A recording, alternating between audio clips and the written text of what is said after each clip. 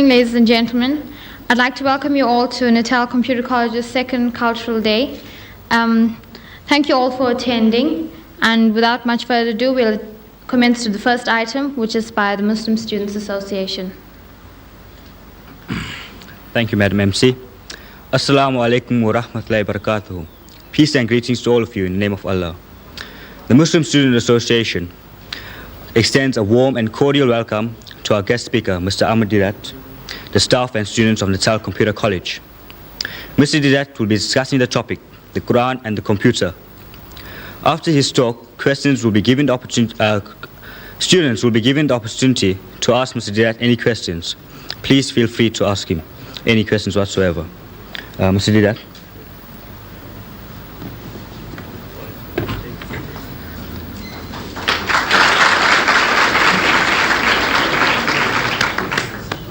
Assalamu alaikum wa rahmatullahi wa barakatuh, which means peace and blessings of God to each and every one of you. I feel privileged to come to speak to your computer college, and the subject that I have chosen is the Qur'an and the computer. Naturally, you are inquisitive, wanting to know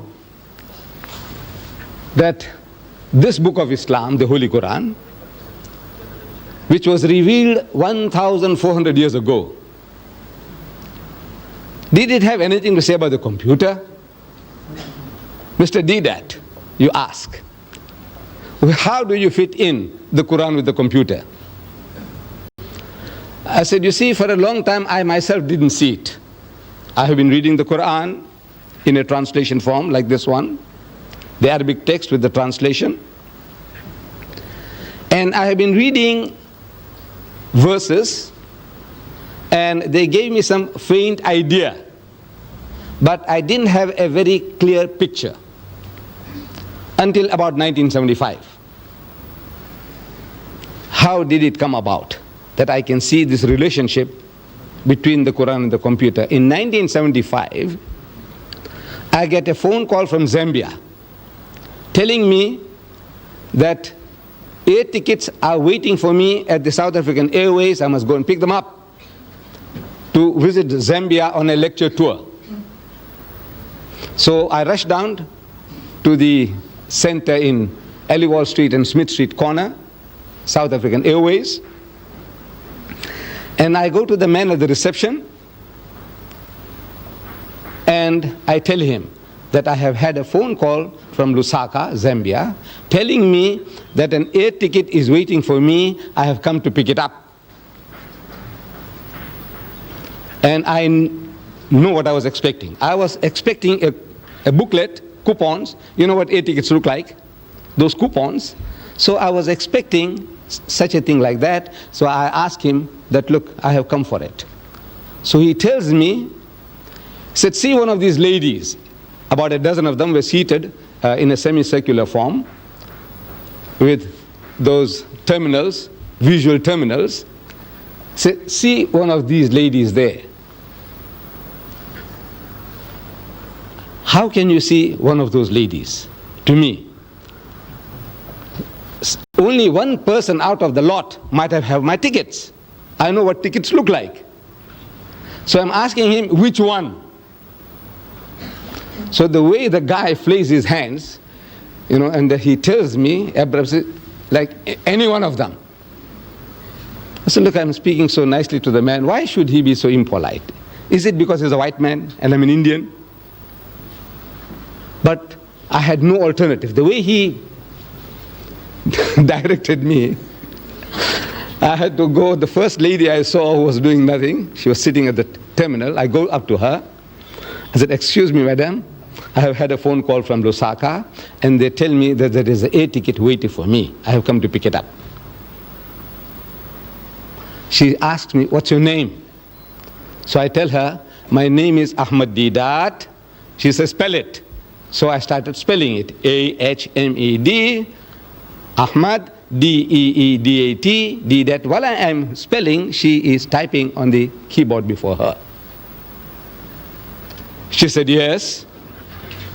In other words, that means she's got it. Yes, so what now? So I said, you see, I want to go from Durban to Johannesburg in the evening, on a Tuesday evening. What have you got for me? What arrangements? She said, well, there is one at 6 p.m. I said, right, that suits me fine. Can you book me on? She says, yes. It's done. So I tell her, you see, on Wednesday now, the next day, I want to reach Lusaka at 3 o'clock in the afternoon. That's what my hosts in Zambia told me. I must arrive there at 3 o'clock in the afternoon. I want to be there at 3 o'clock. Now, what arrangements can you make for that? So she typed again on the keyboard, and she's asking me, do you want to go through Maputo or through Gaborone? I said, look, it doesn't matter, as long as I'm in Lusaka at 3 p.m. So she types again, and she said, you see, you are booked on Zambian Airlines, and the other plane to transfer this ticket to this thing, we have to contact Zambian Airlines. And there is a national holiday in Zambia today, so we can't contact Zambian Airlines. So please come tomorrow. And you can imagine my disappointment walking from near the Mosque Madrasa Arcade to Smith Street and expecting the ticket in my hands, that it was almost within my reach, but not within my grasp. Disappointed. Come tomorrow.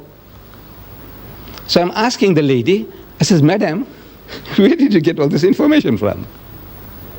So she tells me this is from the head computer in Johannesburg.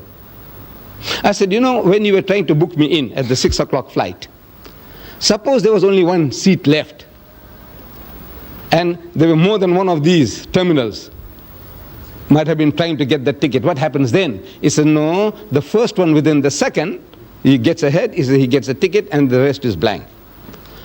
How does this happen? He said, you see, every computer in the country which is connected with the head computer has access to that knowledge.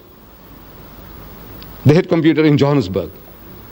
Everyone with this terminal has access to that. I said, I see. And I came out, walking back to my offices in Madrasa Arcade. While I'm walking back, the thought occurs to me that this is how this Qur'an was revealed. This Qur'an. And verse from the Qur'an, from the 85th chapter, the last verses 21 and 23, the last verses, tells me, بَلْ هُوَ قُرْآنٌ مَجِيدٌ فِي لَوْحٍ مَحْفُوظٍ, that nay, this is inscribed in the glorious Qur'an from a tablet preserved. From a preserved tablet. Now, if you have a volume like this, and if you want to know what the Qur'an says about the Qur'an, you open, just like in a dictionary, in Q, and just like in the index, Q, and it'll tell you everything the Qur'an says about the Qur'an. I'll give you examples.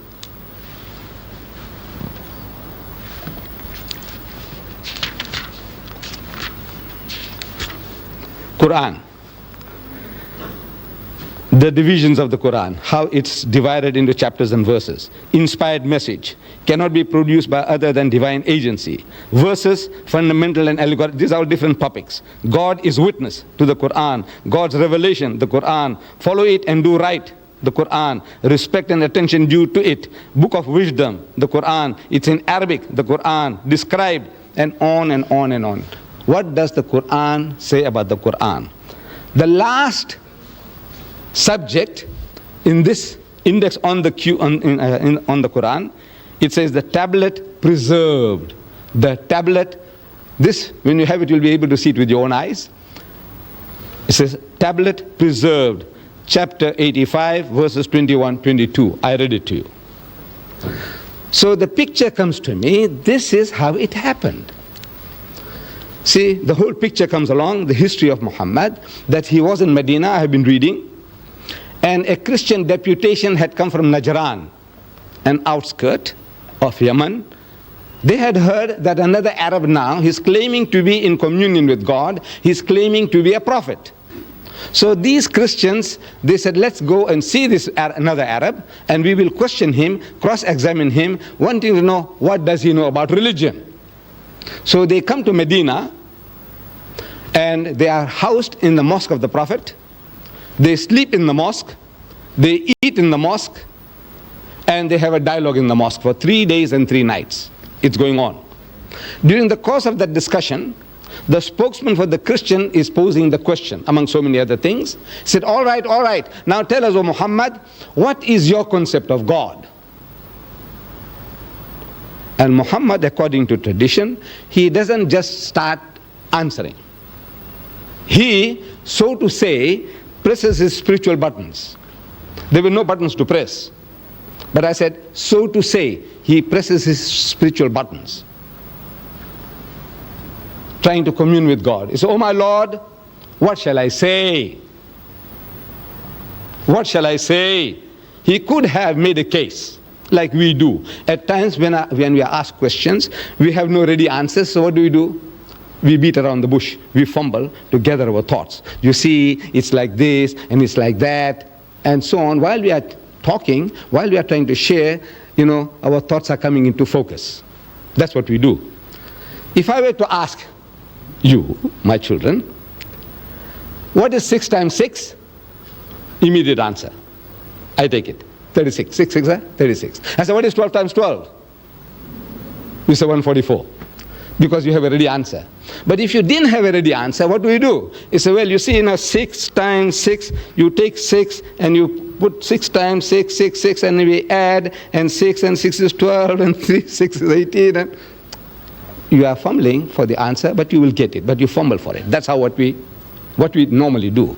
Muhammad doesn't do that. He could have said, you see, our concept of God is almost identical to yours. You see, you believe in the God of Abraham and the God of Moses and the God of... He said, well, we also believe... This is how we all talk. That's how we talk. Not so Muhammad.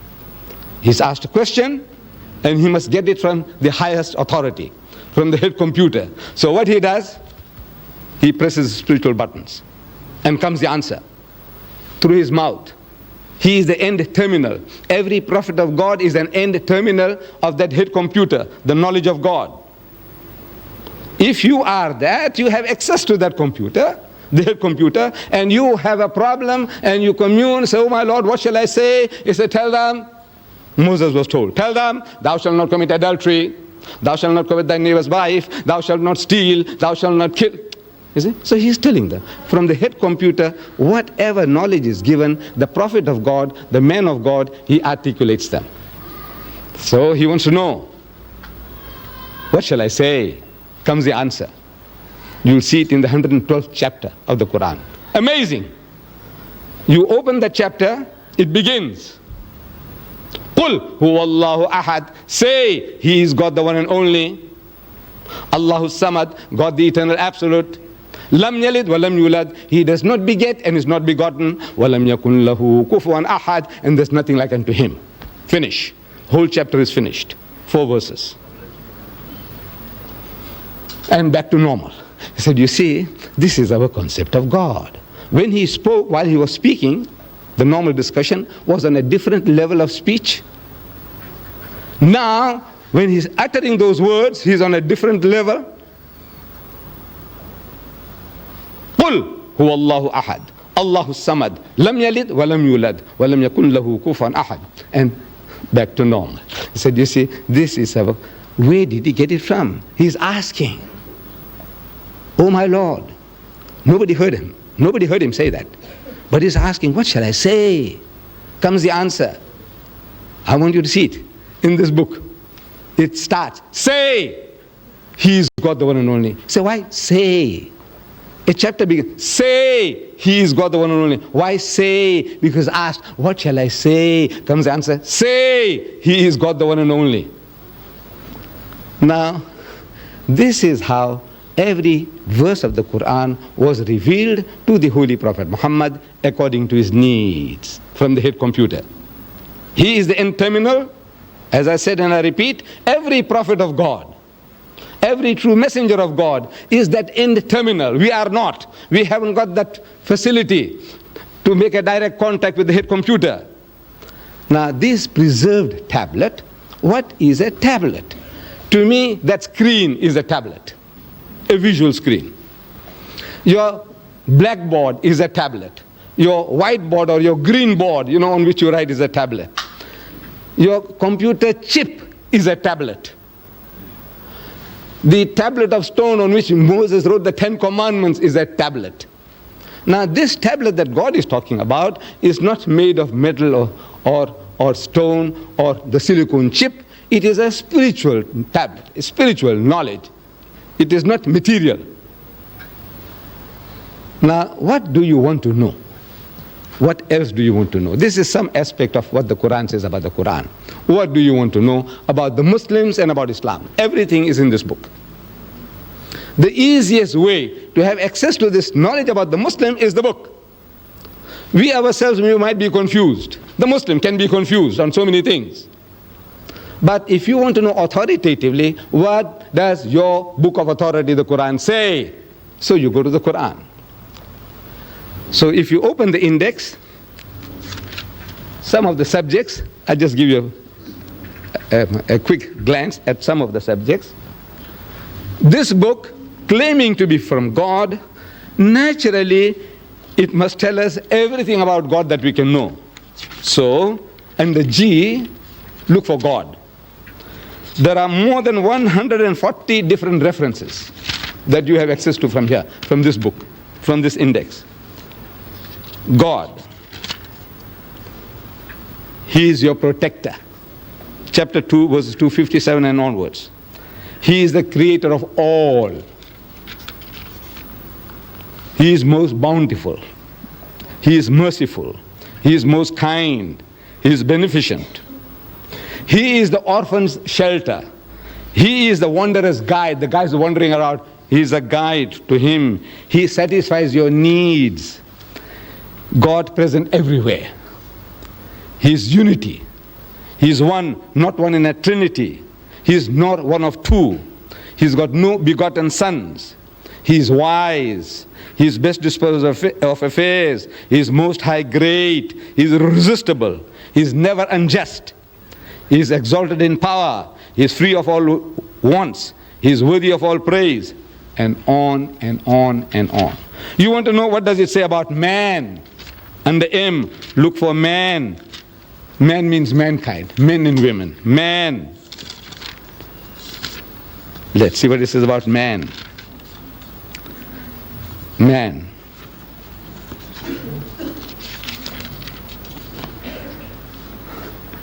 He is tested by God. He is being tested by God. In your behavior, what are you doing? How your mind is working? What you do? Things men covet. Things that men love most.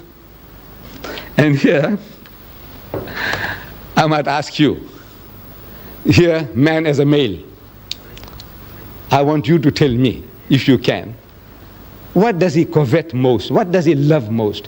What does he want most? Huh? Money. Now don't be afraid, there's no harm done. We won't disqualify you in your exams. Yes, my child. Materialistic. Power. Huh? Woman. Huh? Who said that? Who said that? What did she say? Woman. Woman. Yes, woman. Look, this is 1400 years ago.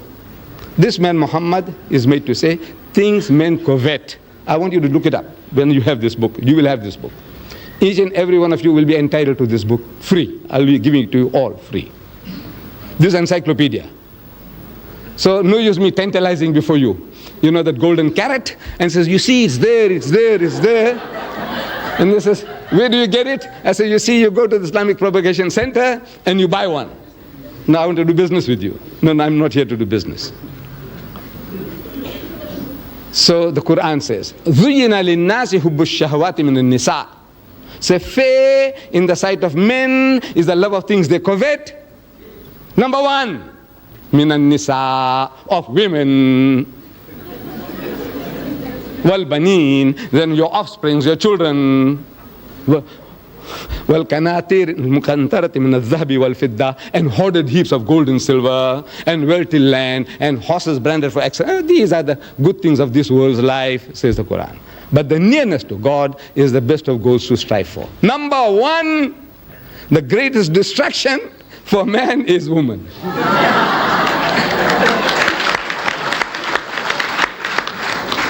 And I'm telling the Westerner, you see, look, as the Westerner, he knows this better than us. The Westerner, he knows this. See, he exploits this weakness of man to the limit. Lucien Motors in Smith Street, Durban, they advertise second-hand trucks. But on the trucks that they advertise, there's a woman in the bikini on top of the truck. G Knots, they were in Field Street before, they've gone to North Dean now. G Knots, they sell farm implements. But on the tractors that they advertise, there's a woman in the bikini on top of the tractor. I'm asking, what has a woman in the bikini got to do with a second-hand truck or with a tractor? Now you tell me. Except the man. You know, he will be enticed to read. He'll be enticed to read because of that woman in the bikini. He wants to know, now what about her? So he reads about the tractor, he reads about second-hand trucks because of the woman in the bikini. Then BMW has beaten the lot. It's a motor car, from my understanding, a little better than the Mercedes-Benz. I have had my Volkswagen Beetle 4 times over. You know, I had the first one, 120,000 miles I did, and then next one and next one. Now they don't produce them anymore, those Beetles, you know. Now I had to buy a Golf. First Golf finished, then I had to buy a second Golf, and I got my second or third one now. I'm still not in the market for a BMW. I don't know about you, Mr. Maharaj, Natal Computer College. So, but I see the advert in our daily news, our local paper. BMW motor car, advertised. A picture of the BMW motor car.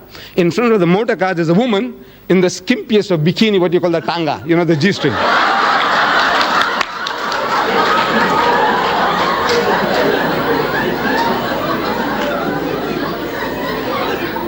And in front of the motor car, this woman is standing, you know, in a lustful, enticing pose. You know, you can almost hear her saying, come on, come on.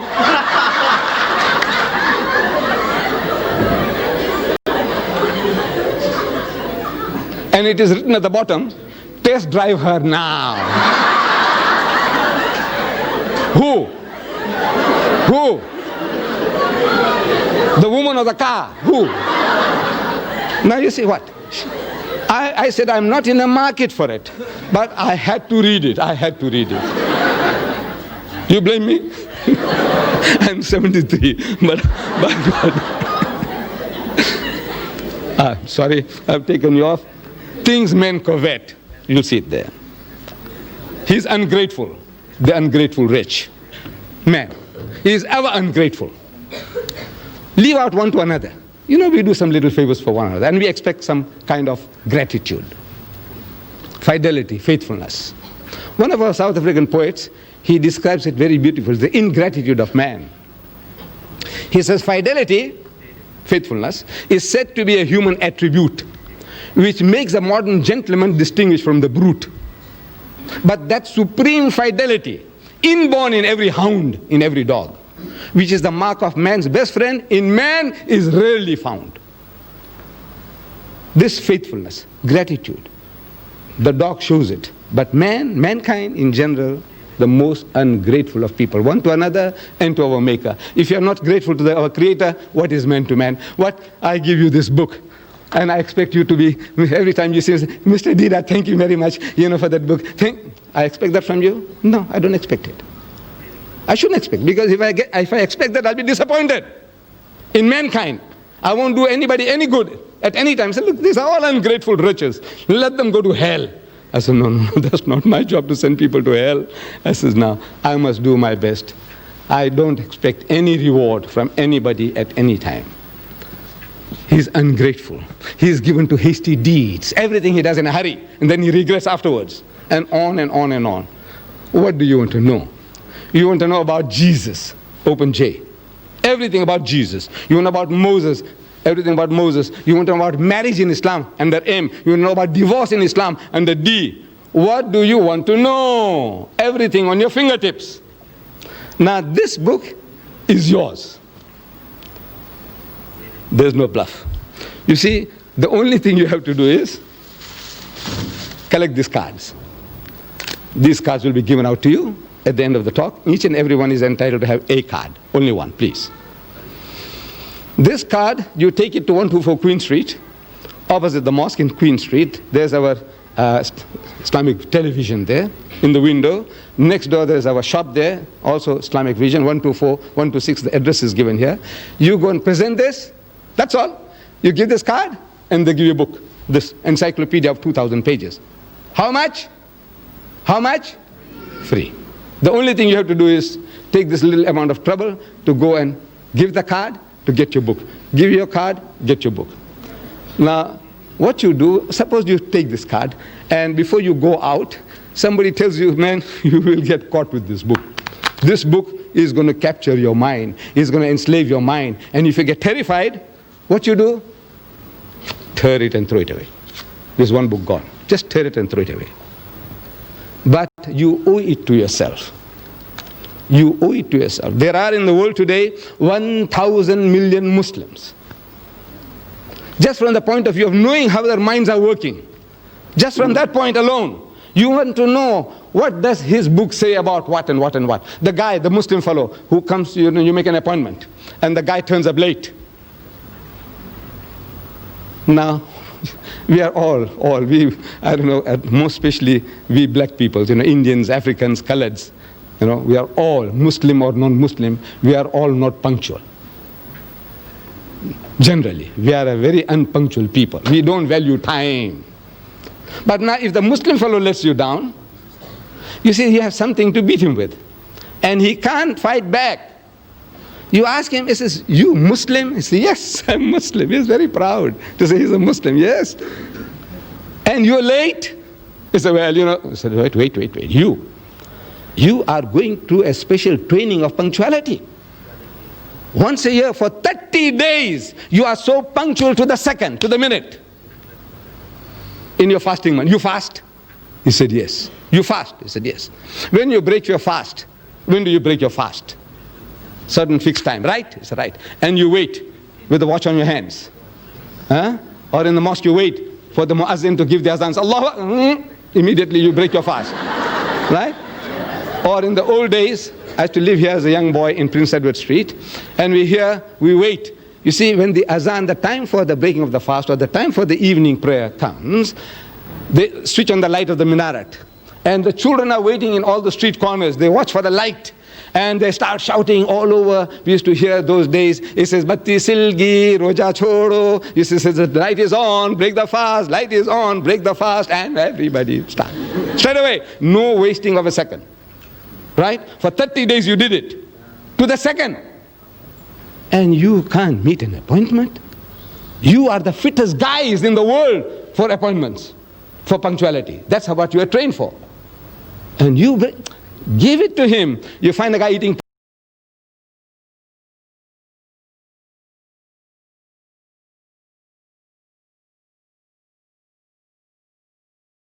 pork chops. Say, hey, you Muslim? Say, yeah. He says, I thought your book says you can't eat the pig. He said, no, this is ham. I said, look now, what you're talking about. That's a pig, man, piece of pig. Call it ham, call it bacon, call it Vienna sausages. It's pig. Tell him so. So, can you see now, if you just know, it puts you on a better wicket. And I want to put each and every one of you on a better wicket to put the guy right. My Muslim brothers and my children. Put them right. And you will get pleasure in it. Because, no, by God, because you are not creating offense. You say, look, this is your teaching, Mr. Deedat. This is your teaching. So, this is what I'm offering to you. This book it's a book of ornamental for you from the knowledge point of view, the psychology of man, about religion in general. You want to know about karma. Have you heard the word karma? Yes. There's a Hindu term, karma, the law of cause and effect. The law of cause and effect. That every action has a reaction. Beautiful. We believe in that. Everything you do, it has its repercussions. Karma. You want to know about karma? Open K. In this book. And you say about karma. You want to know about lingam? I don't know whether you know. Look under L, you'll find lingam. There. In this book. Believe me. In this Qur'an. What do you want to know? So you owe it to yourself that you take this little trouble of carrying this card and going along and redeeming it for this book. Absolutely free of charge. Now, my dear children, Mr. Chairman and the lady here, I leave myself open to questions, any questions. You can ask any questions. Even criticism will be welcome. I assure you, my children. This old man can take it. I am yours. Yeah.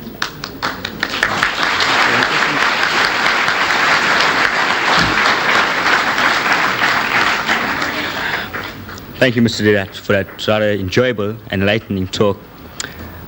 Please feel free to ask Mr. Deedat any questions whatsoever.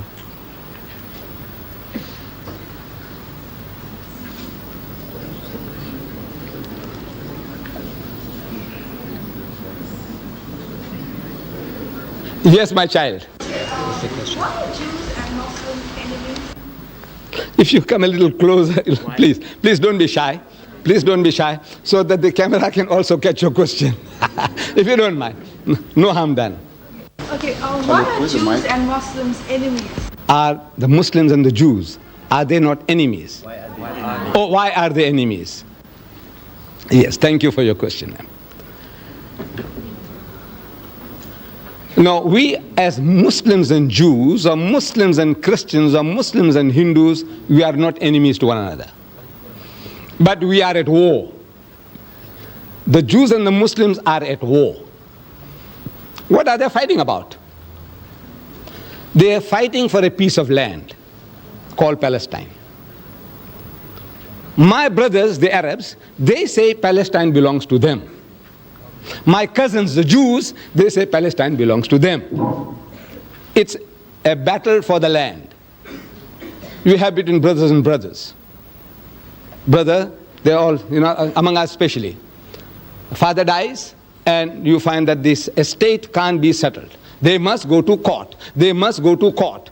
The dividing the shares, the inheritance. There's a war after war. Every Indian, I'm talking about the Muslims. You see, I don't know about the Hindus so much.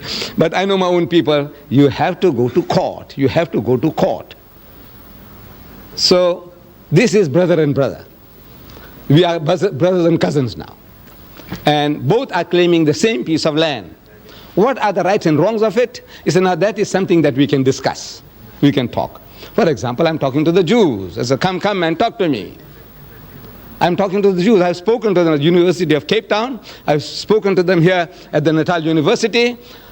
I have had so many discussions with them. I have written a book, Arabs and Israel, Conflict or Conciliation, and I sent it to every influential Jew in the country, in South Africa. The reaction was, they want to kill me, they want to bomb me. I said, come, talk to me. I got it all recorded, when they phone up and they use abusive language and what they're going to do to me and all that. I said, come and talk. Because my book says, call them. Call people to a dialogue. Come, let us talk. See if we can see reason. So it is not Muslim want to kill Jews or Jews wanting to kill Muslims. Because we have lived together, Muslim and the Jews, for over 1,000 years, no problem. You see, in Spain, the Muslims ruled Spain for 800 years. And the Jews were the second highest in the hierarchy, doing work among the Muslims. The greatest achievement of the Jews was by the Jews in Spain under Muslim rule. And for 1,000 years, when the Christians were persecuting the Jews, and when they ran for shelter, protection, refuge, they went to Muslim lands. And every Muslim country accepted them with open arms. Say, ahlan wa sahlan. It's a family and plain, come and live among us. We are the children of the same father, Abraham. Abraham had 2 sons, Ishmael and Isaac. You are the children of Isaac. We are the children of Ishmael. As such, we are brothers. Come live together. And they lived for 1,000 years, not a single riot against the Jews, not a single, nothing. The only time the problem started was with Palestine. When the Jews, they went to seek shelter there, and they went and they filled up, and then they said, now we will take over. For the first time, the Muslim wakes up to the reality. He says, now everything, this guy is going to take it over. Inch by inch, the guy's got in. Now, he's got the backing of the Western nations, and he's technologically is more advanced than the poor Palestinians, illiterate, ignorant people, and he says, now these are easy meat for them. So now they wake up, he says, no, man, this is not right. So this conflict from 1918 onwards, prior to that, no problems between the Muslims and the Jews. Any other question? Yes, my son. What's your opinion of the satanic verse? Well, as the words say, satanic. The guy is satanic. The guy who wrote the satanic verses is satanic.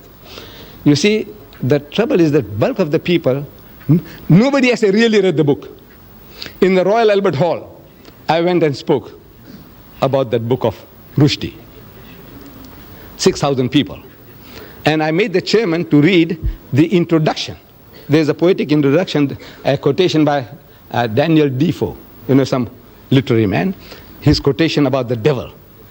So I made the chairman to read it from the satanic verses. And the chairman read it and is asking 6,000 people, anybody at any time has read this? Or you have seen it anywhere? Have you read anywhere? Out of 6,000 people, one guy put up his hand. Where? In the satanic verses. Then I'm asking the people, the audience. I said, you see, Rushdie has something special to tell about you Londoners. I said, on the very first page, he calls you all bastards. You Londoners are all bastards. Do you know that? No. I said, Londoners, I said, you, whether you are an English Londoner, or a Pakistani Londoner, or a Sikh Londoner, or a Hindu Londoner, you are a Londoner, you are a bastard. Shocked. I said, look, what have you been reading? You say this book is very good. I said, come on, talk to me. Then, of course, it was more than an hour's talk. I'm giving him what he says about Rama, what he says about Sita. Did you read it? He says, no. I said, you will want to kill him, you. What he says about you white people? The whole white race. He says, white women, no mine, fat, Jewish or non-differential. White women, I can't say. There are other words. What they are good for. I can't. But I said, now you talk to me. You want to know? I said, you white man, you know what he says about your mother, your wife, your sister, your daughter, you Jew, you know what he says about your mother, your wife, your sister. I want to know what are your reactions. When this is what he says about Rama and Sita, this is what he says about all of your whole white race, and on and on and on. The filthiest, dirtiest book in my life I ever came across was the satanic verses. Really satanic. Keep away from it. From the price point of view, at one time it was costing 15 pounds. That's 75 rands. You want to waste 75 rands on that? It's about 540 pages. 75 rands. Here I'm giving you, my son, 2,000 pages free of charge.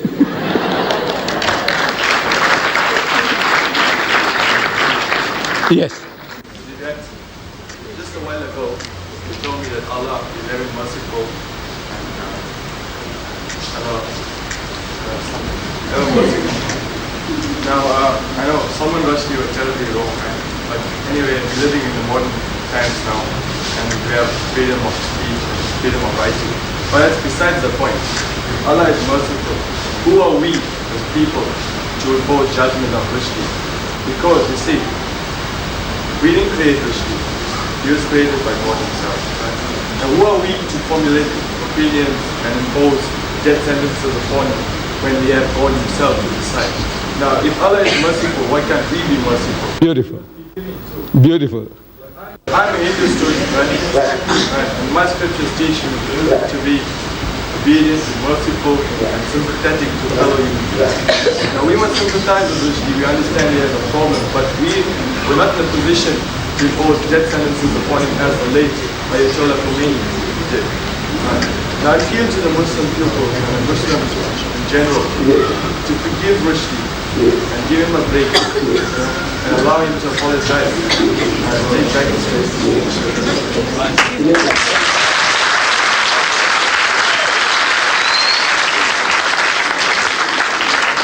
My son, very beautiful thoughts. God is merciful and we are expected to be merciful. He is just and we are expected to be just. He is beneficent, we must be beneficent. Charitable. He is holy, we must be holy. That is the teaching of Islam. That is the teaching of Hinduism. It's a beautiful teaching. But now, we are also told to respect one another. Now, I ask you, what is your name? So you tell me, I'm Mr. So-and-so, Naidu, or Padiachi, or Mudli, or Govanda, whatever. They say, yes. I knew your great-grandmother. You know? Because a lot of people, I know their grandfathers and grandmothers. I'm 73 now. So as a young man, I have been moving around a lot, you see, I know. So I said, yeah, your grandma, yeah, man. Wigan's estate, she used to live there, you know? You know, she was the biggest whore. I said, you know, she was international, not only for Indians. Now, if you punch me on the jaw, have I a right to blame you?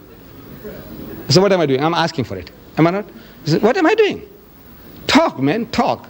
Talk nicely about everybody. You swear my mother, look, you can call me anything. I'm big enough. I told you. I said, this old man can take it, if you remember. You know, I said, ask any questions, even criticism will be welcome. I said, this old man can take it. I stand by that. But now you come along there while you're asking me questions and you swear my mother, you know, at this some age, I'll punch you on the jaw. By God. No, I'm not. This I'm talking frankly. My mind is still 16. In my mind, I'm still 16-year-old. I know my body belies that. You see?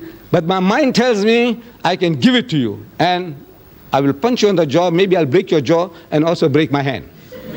Because it's gone too soft now. It's not what it was before. You see? But now this is the natural reaction of anybody. You swear my mother? Look, call me anything, man. Call me an ox, call me a donkey, call me a fool. I can tolerate you. But leave my mother out of the picture. You understand? Don't talk about my mother. Don't talk about my wife. Don't talk about my daughter. Now there, I'm going to go berserk. You blame me for that? You see, the Western law, beautiful. It protects the living. If I call your mother a whore, your mother has a right to take me to court. Did you know that? She has a right to take me to court for besmirching her fair name. I call her a whore. I must go and prove it. In the house of Islam, as a Muslim, in a Muslim country, if I call your mother a whore, I must produce 4 witnesses to prove it. That I saw her actually committing adultery. Not one, I saw another 3 witnesses. We all are eyewitnesses. And all the witnesses, you know, if they have to come to testify against your mom, they'll have to be consistent in their evidence and the cross-examination. If one of them fails, all the 4 will get 80 lashes each. You besmirch the fair name of a lady? Now, that is Islamic law, Western law, law of defamation. You say something about a living person, that person has a right to take you to court. That you know. But you see, Western law doesn't protect the dead. Your mother is dead, and I call her a whore. And I'm a big bully. I have a big gang behind me. I say, go on, do what you like. What can you do? What can you do? Nothing. You're helpless. Because the law doesn't protect. They say, look, then now we must bring your mother out of the grave to come and say, look, I was not a whore, which we can't do. So the stigma sticks. So that guy, I have no right to forgive. If somebody saw your mother, or I saw your mother, these people have no right to forgive me. Your mother has a right. If she's living, she has a right to forgive me. You forgive me, your brothers and sisters forgive me, your father forgives me, your mother but if your mother is dead, if she's dead, I get away with it. So this is the law, why the man says, now you say something about my mother which is blasphemous, and the law of blasphemy in the house of Islam is death. Yes, anybody else? Yes, my son. Just one second. Let's give that young man a chance first. We'll come back to you. Yes, my son. What, you believe in Satan? Yes, that there is a power, satanic powers. I do believe. Yeah. How come with the Satanists, how come they only oppose the Christian religion and not the Islamic beliefs? Maybe they have nothing to chew on. You see, the satanic people, what do you say? There's a cult. Is that what they're attacking the Christians, you say? Right. Because they come from Christian background. Sit down, my son. You see, they come from a Christian origin. All the Satanists, they were not Hindus before they became Satanists. They were not Muslims before they became Satanists. What were they? The background, Christianity. So in other words, they come from that background. They know more about their background, so they attack that background. I think that is the answer. Why would they want to attack the Christians and not the Hindus, not the Buddhists, not the Muslims? Why? I said, no, they have no knowledge about Buddhism, Hinduism, Islam. They have no knowledge, but they have knowledge about Christianity, so they can play on that. I think that is the reason. Yes, my son, you had something. Why do the Muslims wear a hood? Why do they wear a topi or whatever you want to call it? This is, from the religious point of view, in our relationships with God, it's not a necessity. This is not a necessity. But in society, we need an identity. Suppose I meet you in the street, all right, I might think that maybe he's a Tamilian, and if I knew how to say good morning to you in Tamil, I would have said it. Otherwise, now I'm at a loss. That the other guy, like me, who looks like me, the Banya, they are my cousins. You see, we are the same race. Banyas and me, I'm a Gujarati Muslim. The Banyas are Gujarati Hindus. In our complexions, we are the same. The Banya Hindu and the Banya Muslim is the same. We also have the same surnames, if you know.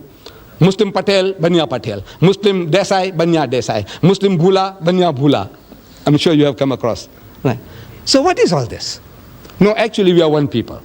Now when I see the man in Grey Street, I'm telling you, frankly, I pass the people in Grey Street and a lot of people, they smile at me.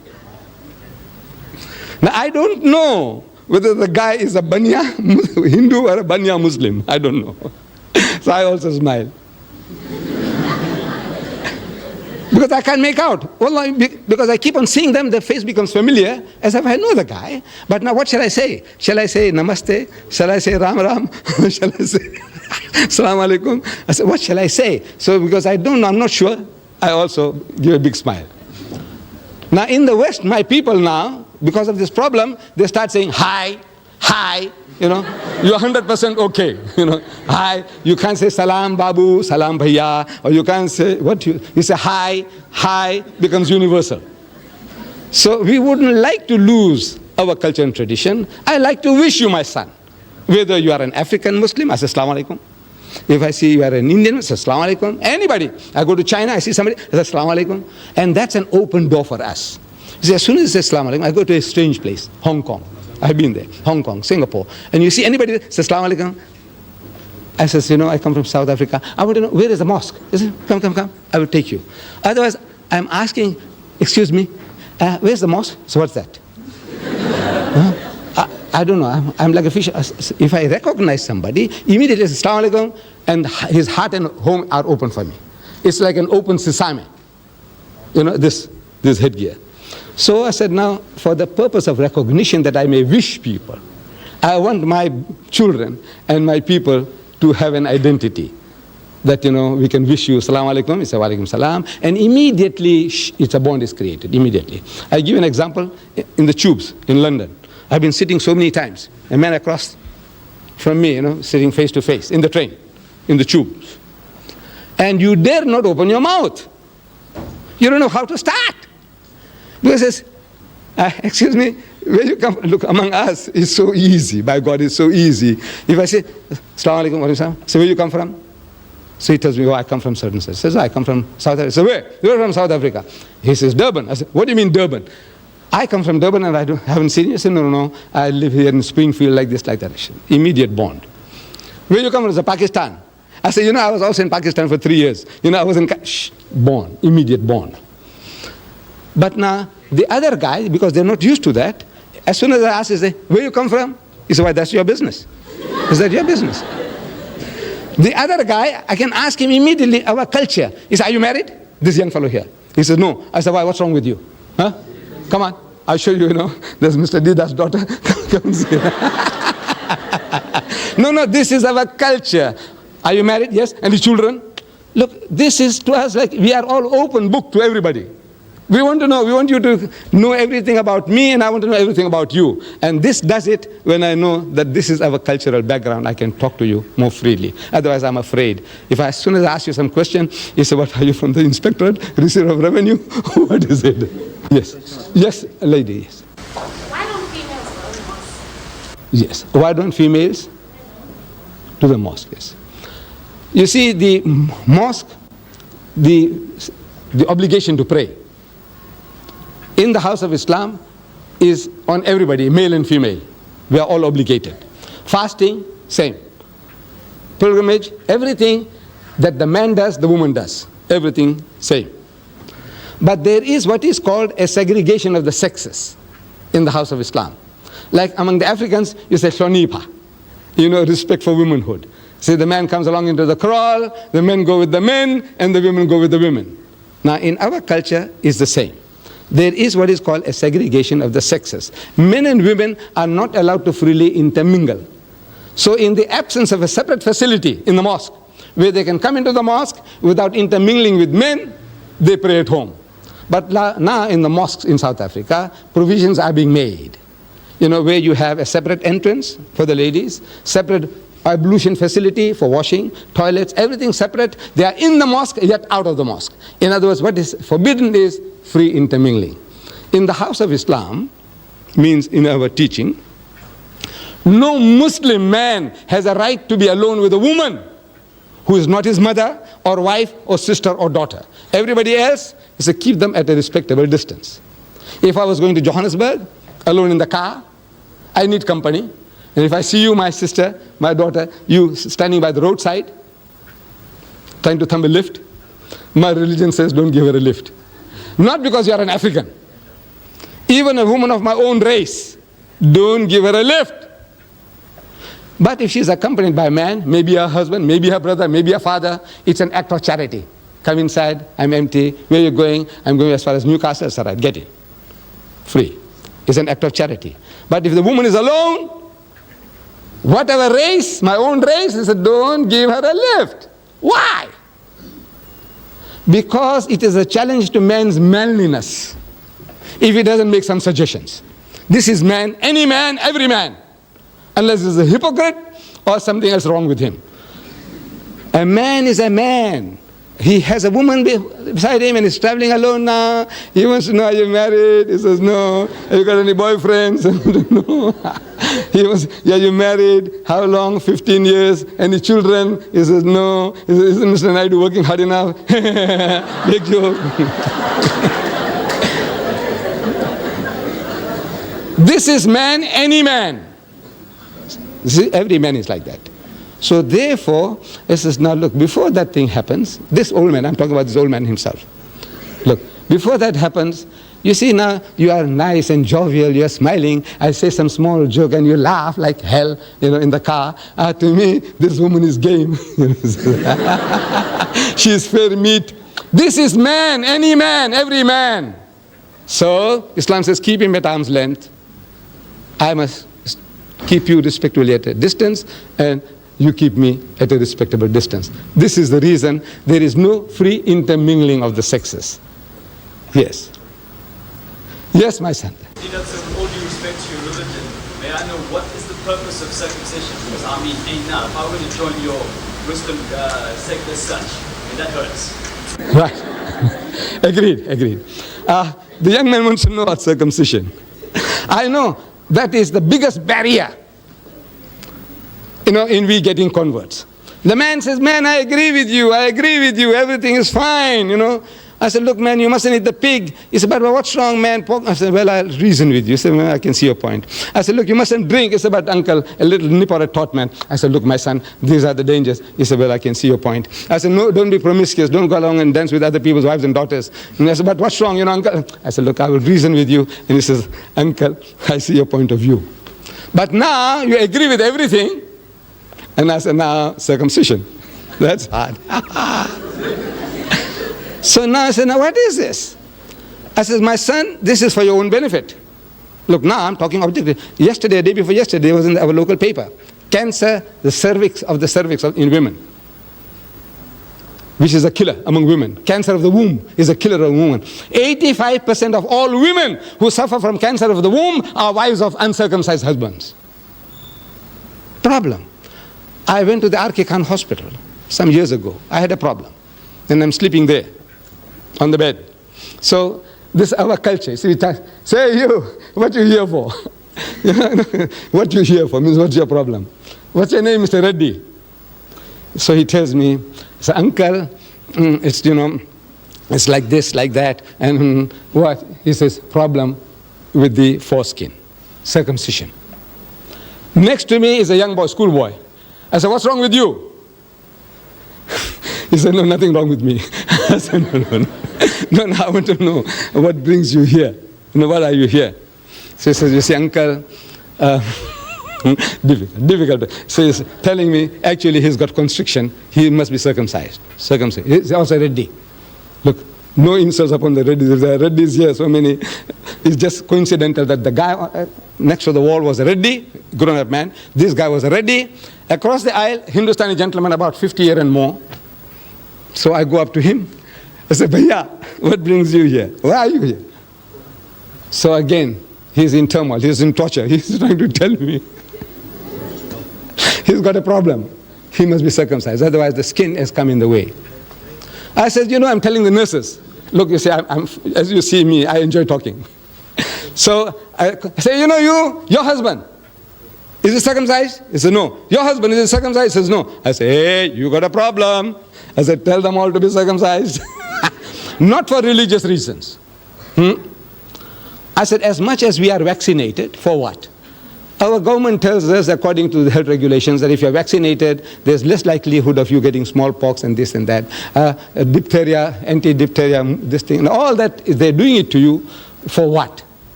To save you.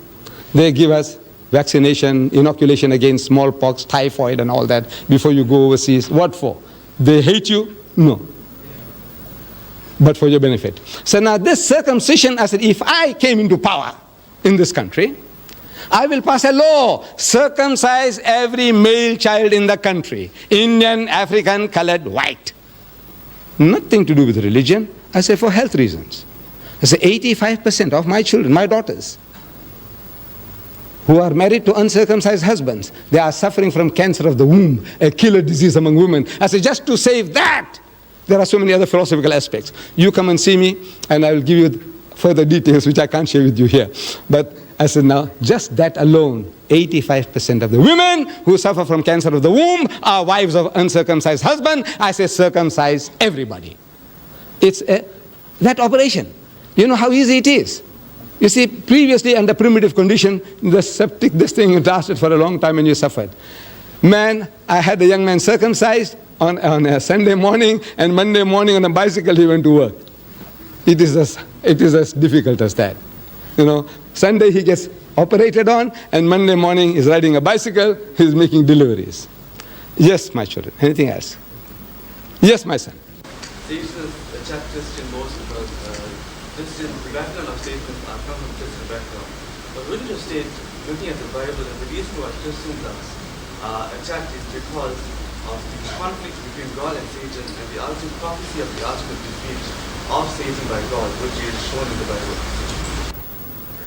I didn't hear the detail of your question, but I think it's again about God and Satan. I think if you come a little closer, please. I'm sorry. I can't hear too well from that distance. Yes. That when Mary asked you about Satan and Satan and Christians, right? Satanism. Satanism and Christians. The Christians are attacked mostly by Satanism.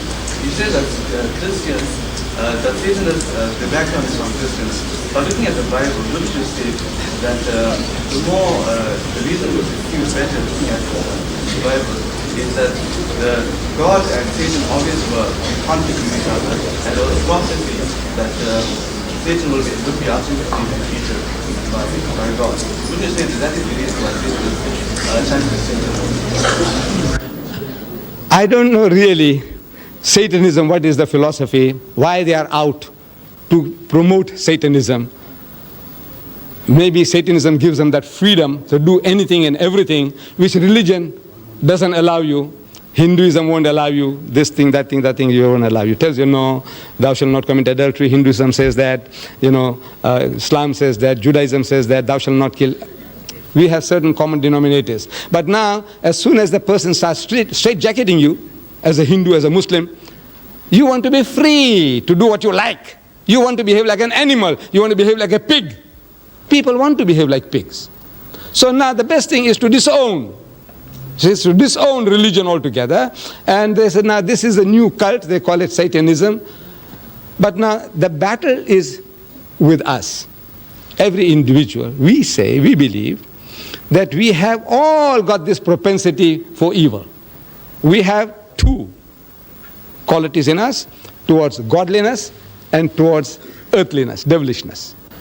So the battle is on in all of us, everyone. The Holy Prophet Muhammad, he described the situation beautifully to his companions. While they are around him, he's telling them that shaitan, that's Satan or devil, shaitan courses through the body of man like the blood. He's passing through you. He's each and every fiber of you. He permeates you. Everybody. Shaitan, man means mankind.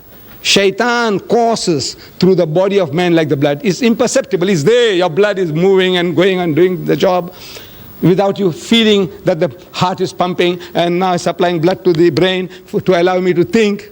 Without that, I can't think. But all this is all automatic. Similarly, this evil propensity also in man is permeating him like the blood.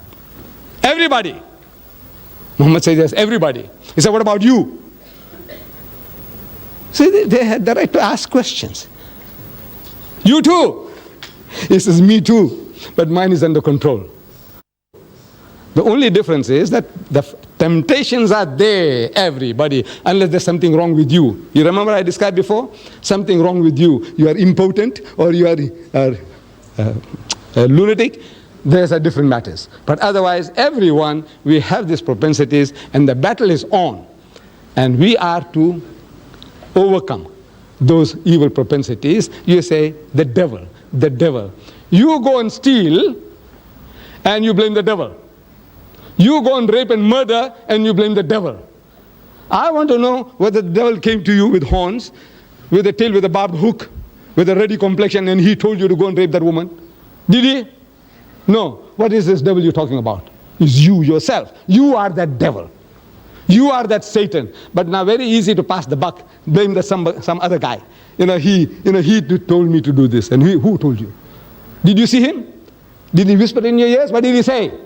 Did he speak to you in English or Zulu? That's Satan you're talking about. What did he tell you? In Tamil? What did he tell you? So this is like a good thing, passing the buck. The thing is, it's with you, in me, in you, in me, and we are to give battle to these forces through the guidance of God. Whatever God tells us, he says, no, I shall not do it, I'm programmed. So we are shown the two broad highways according to the Qur'an. Two broad highways, one leading to salvation and the other leading to hell. The choice is yours and you have the freedom of choice. That freedom of will is given to you. You make your choice and you make your decision and therefore you are accountable. You will have to pay for it. You might get away here, but not in the hereafter. Yes. You want me to continue? Yes. So if you have any more questions, I'm here. You think you have had enough? All right.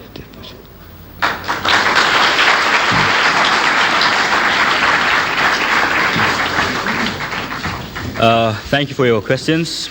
That brings us to the end of our presentation. And once again, to our guest speaker, Mr. Ahmed Deedat, thank you very much.